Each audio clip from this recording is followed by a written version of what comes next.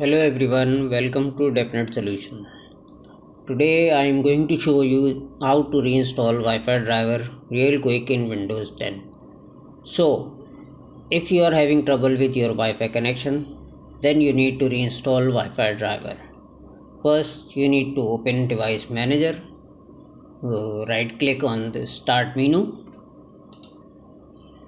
then click on Device Manager. Now, look for network adapters and double click on it.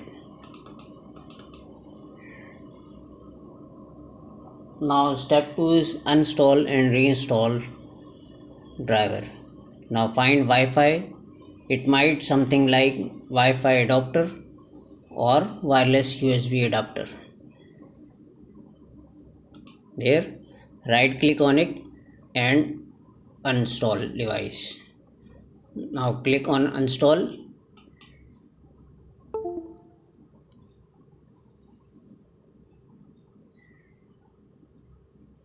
Now after doing that, you need to scan it for devices, and that's it.